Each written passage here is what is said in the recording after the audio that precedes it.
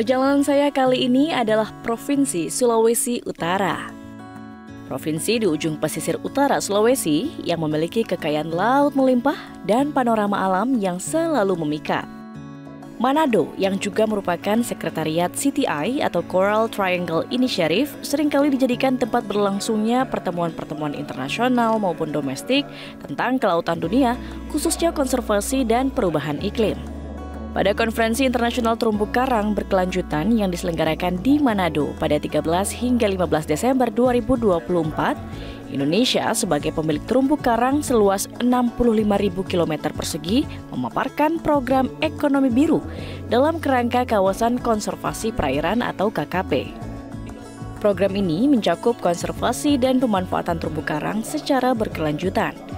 Hal ini seperti yang disampaikan Profesor Indro Yono Susilo, Ketua Panitia International Conference on Sustainable Coral Reef. Jadi program pendanaan biru ini saya kira suatu terobosan yang luar biasa yang dilaksanakan oleh pemerintah Indonesia bersama dengan mitra-mitra pendanaan luar negeri. Saya beri contoh beberapa saja yang program yang sudah berjalan, misalnya masalah Samurai Bond. Kemudian juga ada program yang namanya Laut Sejahtera atau Lautra, itu namanya bahasa Inggrisnya Ocean for Prosperity. Itu kerjasama dengan Bank Dunia. Yang sekarang sedang disusun juga adalah masalah yang namanya pendanaan Coral Bond. Jadi kita Indonesia menjual sahamnya saham terumbu karang. Selamatkanlah terumbu karang Indonesia. Nah, dunia akan membeli itu karena ini bagian dari komitmen dunia untuk menyelamatkan terumbu karang di dunia. Selain itu, Rahmat Mulyanda, Direktur Kelautan dan Perikanan Bappenas, beserta Tony Wagei selaku Direktur Dana Perwalian Perubahan Iklim Indonesia atau ICCTF di bawah Bappenas, membahas tentang mobilisasi dana untuk inisiatif ekonomi biru di Indonesia. Berbicara terumbu karang yang memegang peranan penting bagi keseimbangan ekosistem laut, saya memang pernah beberapa kali diajak rekan-rekan ICCTF melihat kondisi terumbu karang secara langsung, khususnya di perairan Sulawesi. Seperti diketahui, ekosistem laut yang penting di wilayah tropis selain terumbu karang adalah mangrove dan lamun. Ketiga ekosistem ini yang membentuk ekosistem pesisir tropis.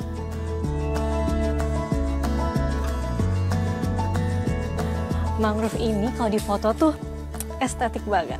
Tapi tahu nggak sih kalau sebenarnya mangrove itu memiliki fungsi penting bagi dunia, seluruh dunia, karena ini menjadi paru-paru dunia yang menyerap karbon. Penasaran nggak sih seperti apa sebenarnya prosesnya? Nanti kita kulik bersama ya.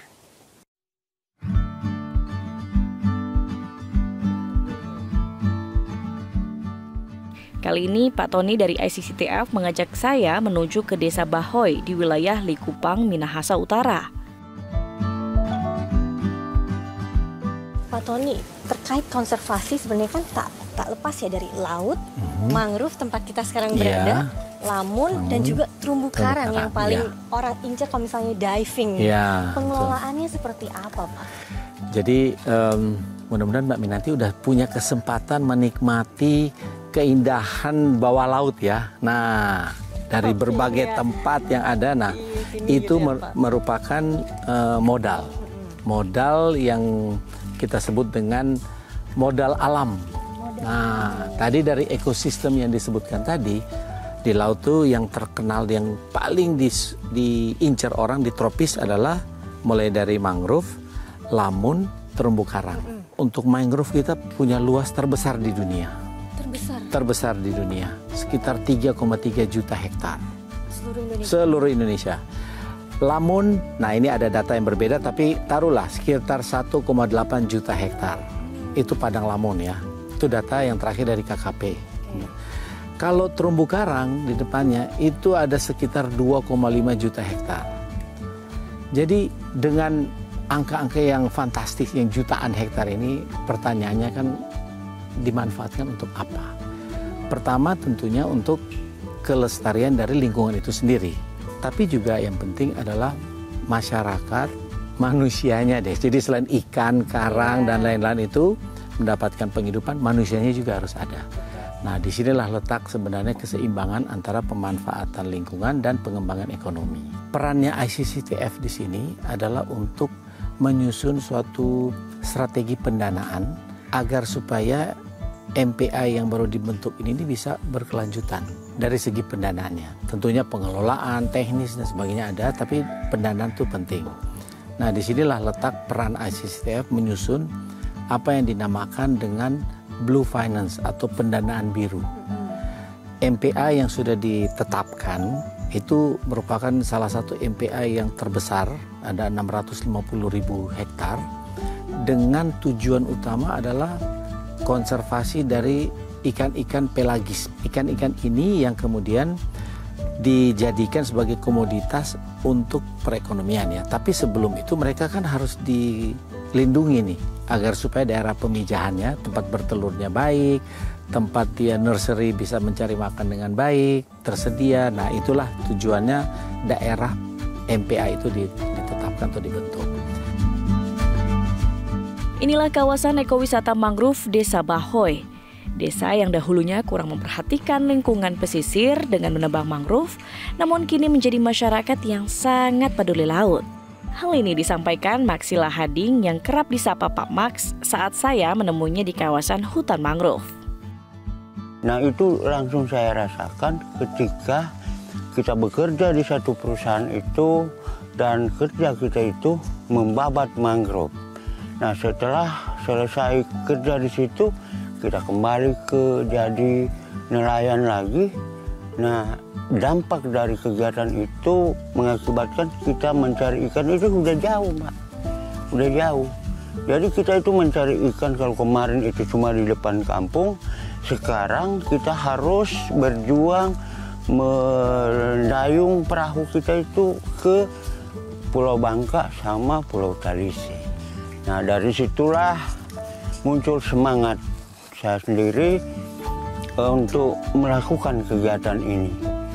Berkegiatan di terumbu karang, melindungi satu tempat itu dijadikan daerah perlindungan laut.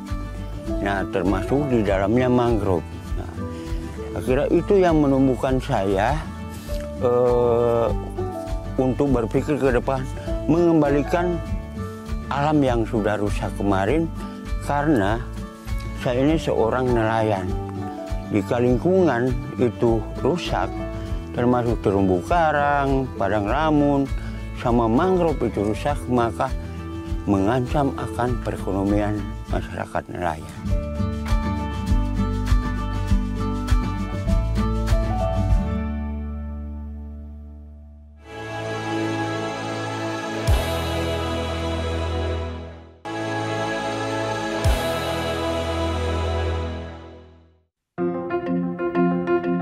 Traveler, sudah pernahkah kamu melihat langsung ikan tuna segar yang baru didapat nelayan dari laut? Nah, saat ini saya beruntung sekali nih Travelers, bisa mengunjungi langsung Pelabuhan Perikanan Bitung, Sulawesi Utara. Pelabuhan yang menjadi sentra perikanan laut Sulawesi Utara ini selalu dipadati kapal-kapal ikan, baik yang akan pergi melaut maupun yang baru saja datang membawa hasil tangkapan mereka. Nah, seperti ini nih. Tampak ikan-ikan pelagis segar diturunkan dari kapal, khususnya ikan tuna yang datang melimpah hari itu. Jadi ini adalah ikan-ikan tuna hasil tangkapan nelayan, yaitu di sekitar perairan Sulawesi Utara. Ketika sampai di Pelabuhan Bitung, ikan tuna akan ditimbang, di mana di sini beratnya itu sekitar 30 hingga 40 kg satu ekornya. Dan itu pun dicek grade daging tunanya itu apa, bisa A, B, atau C. Barulah nanti ikan tuna akan dikirim ke pabrik-pabrik di sekitar Bitung. Gede banget.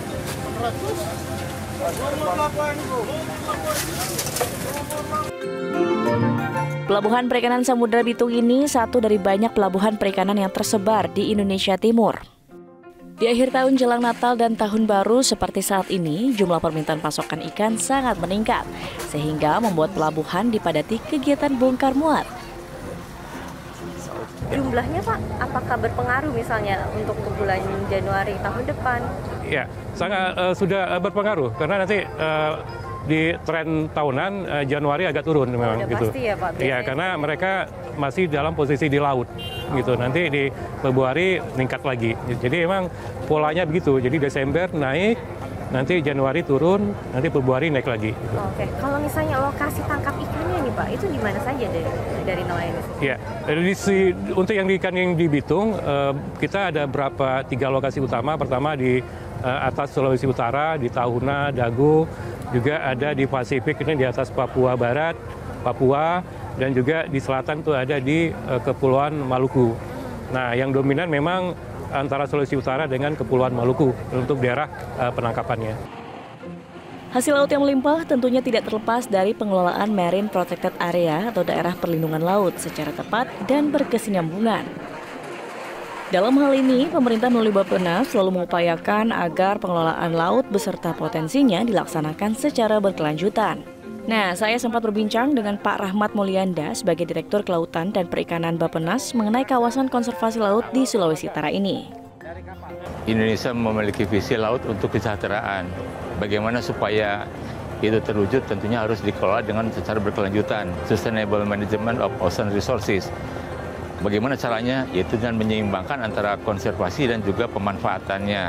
Salah satu lokasi yang akan dijadikan kawasan konservasi laut tersebut adalah daerah Sulawesi Utara, yaitu daerah perairan WPP 716. Ya. Nah, itu akan dijadikan sebagai kawasan namanya offshore konservasi, jadi konservasi laut lepas ya. Nah, itu menjadi penting karena apa? Menjadi daerah untuk habitat biota laut dan juga untuk pengelolaan perikanan berkelanjutan.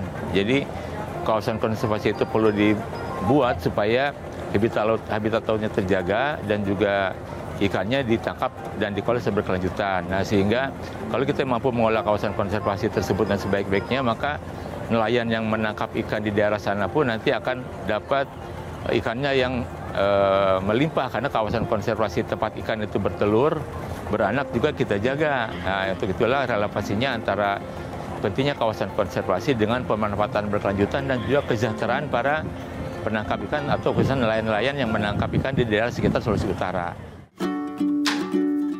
Setelah puas melihat tuna segar di Pelabuhan Bitung, hari berikutnya saya berada di kota Manado nih Travelers. Kita mau eksplorasi kuliner hasil laut Sulawesi Utara ini. Sudah berada di kota Manado, pastinya harus mencicipi kuliner khasnya. Kemarin kan sudah lihat nih di Pelabuhan Bitung banyak banget ikan tuna yang masuk ke wilayah sini, yaitu dari perairan Sulawesi Utara. Jadi pastinya saya akan mencoba kuliner tuna. Seperti apa ya dan apa makanannya? Ikutin terus ya di Manado. Inilah kuliner yang baru saya dengar dan ingin saya coba.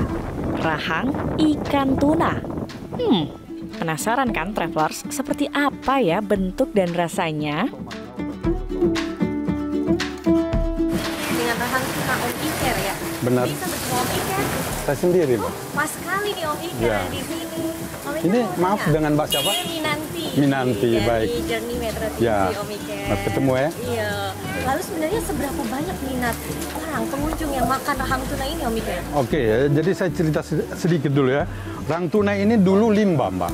Tidak digunakan. Tidak digunakan, tidak dimakan. Jadi waktu dulu saya memulai, silakan ambil gratis karena ini limbah. Nah, saya manfaatkan, sekarang sudah punya nilai. Nah, itulah makanya yang pertama kali rahang tuna di Manado saya. Om Iker Iya, kali iya, pionirnya iya, ya? pionir, iya. Tahun berapa berarti itu Om Iker? Saya 2011. 2011, Iya. berarti baru ada nih makanan rahang tuna Iya, ini. jadi saya populerkan ini. Ini kalau menunya hanya dibakar atau gimana Om? Dibakar sama ada masakan khas Minahasa namanya woku belanga.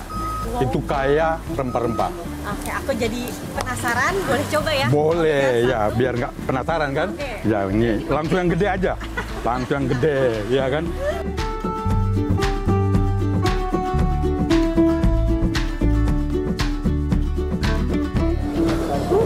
Tanganku siap mencapit rahang ikan tuna.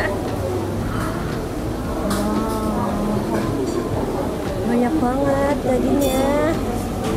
Coba, ini sambal bakar, ini dabu-dabu kita campur. Gak sabar, pakai tangan pasti nikmat banget.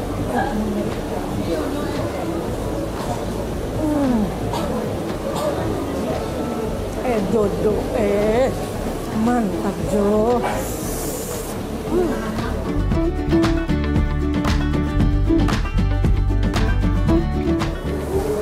Woku balanga.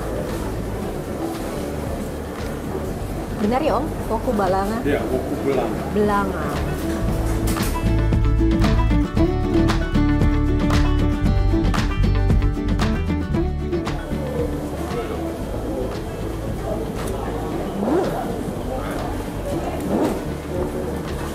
Sensasi makan yang berbeda. Ikan di woku, tapi ini rahang tuna.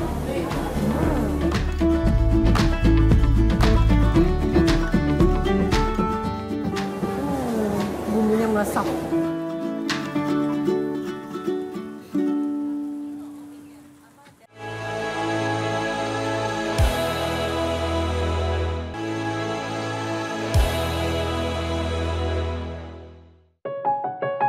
Satu lagi kekayaan laut Sulawesi Utara yakni keragaman biota lautnya yang bisa dinikmati oleh wisatawan pegiat selam. Dan satu daerah dengan keunikannya menjadi lokasi favorit penyelaman minat khusus yang disebut Mark Dive. Ya, Selat Lembeh di Bitung ini tempatnya. Di sini pegiat fotografi makro atau biota super kecil di hamparan pasir dan lumpur laut dapat mengeksplorasi banyak objek yang menarik. Setelah perjalanan darat yaitu sekitar 30 menit atau naik kapal sekitar 10-2 menit, akhirnya tiba juga di Lembeh. Di sini tuh banyak banget resort dan juga yang harus dinikmati yaitu menyelam. Mau snorkeling ada yaitu dekat pulau-pulau kecilnya. Tapi kalau misalnya menyelam, itu dia minat khusus yang sangat menarik. Penasaran? Jangan kemana-mana, ikutin aku terus makanya.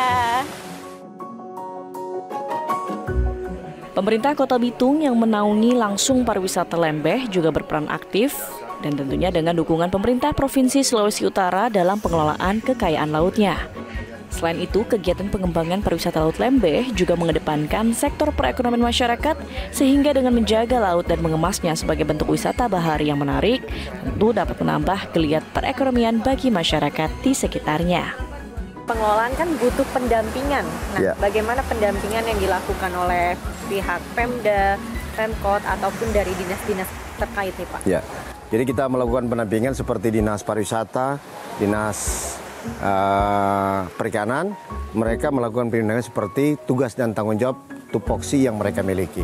Kalau Dinas Pariwisata dalam rangka pendampingan untuk pelatihan tour guide atau membuat paket wisata, itu kan penting juga karena ilmu pengetahuan tentang paket wisata ini pasti hanya didapat di level-level tingkat akademi atau praktek-praktek oleh usaha-usaha bisnis pariwisata yang besar. Masyarakat kecil ini tidak paham.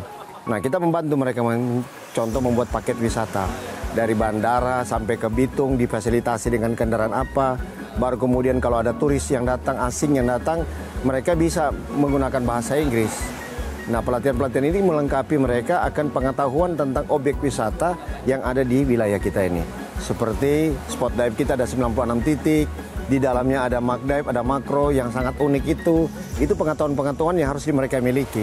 Sehingga para turis itu bisa langsung tertarik dari contoh dia cuma mendengar atau kemudian membaca, dia sudah bisa berada di kota ini dan kemudian bisa menikmati.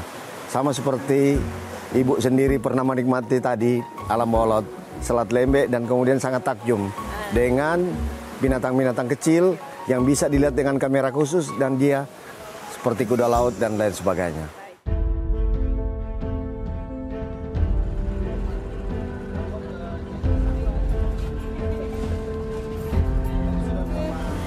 Sekarang udah mau siap-siap nih kita ke titik penyelaman atau dive spot namanya Jahir. Di sana itu titik penyelaman kita startingnya itu sekitar 5 meter kedalamannya, lalu kalau misalnya terdalamnya 20 meter. Nah, aku pun penasaran kira-kira akan melihat biota laut makro sekecil apa, dengan bentuk apa, dan jenis apa. Dan nanti pun saya akan menyelam bersama Om Ben dan juga Om Sony.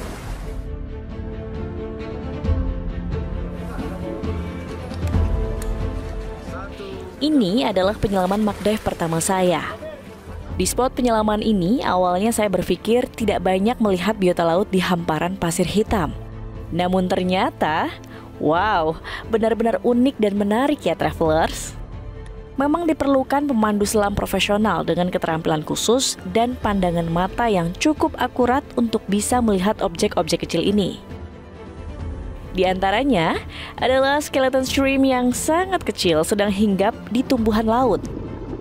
Bahkan saya harus dijelaskan lebih detail lagi nih oleh pemandu saya, Om Ben. Beberapa spesies kelinci laut atau lintah laut dengan warna yang indah juga saya temui di sana. Satu yang menjadi primadona penyelam fotografi makro adalah kuda laut mini atau Bargibanti pygmy seahorse, juga Thorny seahorse yang berwarna kuning dan lucu ini nih travelers. Masih banyak lagi yang saya lihat atas bantuan pemandu selam tentunya. Mantis shrimp atau udang berwarna-warni yang sedang bersembunyi di rumahnya, hingga lincahnya gurita kecil atau mimik octopus yang melintas di depan saya. Seru sekali travelers, dan tentunya menjadi pengalaman tak terlupakan bagi saya menyelam di Selat Lembeh, Sulawesi Utara. Saya Minanti Rohanta bersama Journey dan rekan-rekan penyelam, baik dari ICCTF juga pemandu selam profesional Sulawesi Utara, dari ujung utara Pulau Sulawesi. Tetap jaga laut Indonesia, laut sejahtera untuk semua. Metro TV. Jelajahi cara baru mendapatkan informasi. Download Metro TV Extend sekarang.